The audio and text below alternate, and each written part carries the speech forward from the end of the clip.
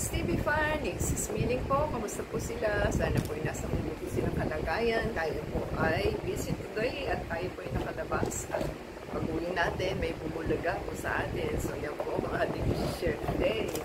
So meron po tayong from Ninja, Amazon po ito. So atin po kanangin kung anong in-order.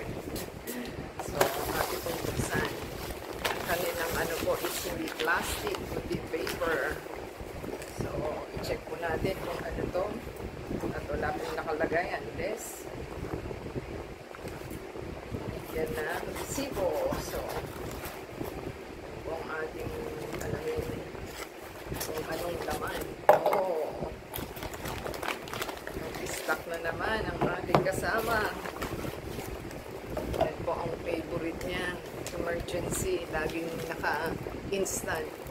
So, as usual, kasi walang bubble wrap, puros pingat-pingat, o, diba? Ayan, o, kitang-kita nyo po. Pingat-pingat, o. Wala man lang pahalaga sa item, so, ayan. Tsaka dito po, o, pili mo na. So, asa ka pa na meron siyang, ano, walang bubble wrap. So, mag-expire daw po ng 2027 nito. Tinabunan. So, yan po ang ating doubtful experience na papel po na pinatungan. O, diba? Pagka ganito is ka-doubtful kasi pinalagyan lang nilang ano, baka expired nito. Yan po hindi maganda sa experience. So, 2020 best if used by October 26. Isa, ito is 27. So, yan yung nakalagay. Meron siya sa ibaba ito. Bakit pinatungan pa?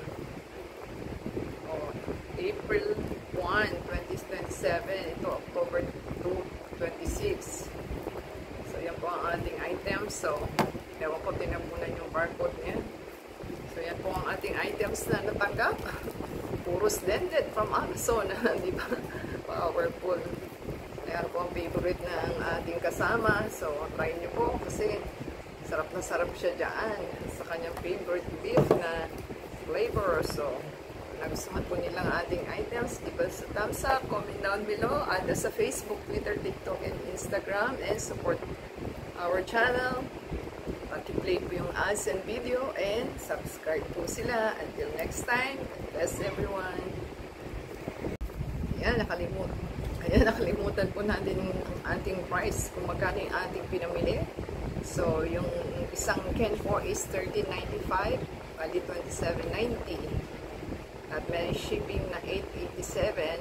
Binayaran po is $27.90. So, yan po ang price ng ating items na binuksan. So, try po nilang order para po matikman nila. At masarap naman po is comment down below na lang po nila sa ating vlog. Until next time, God bless.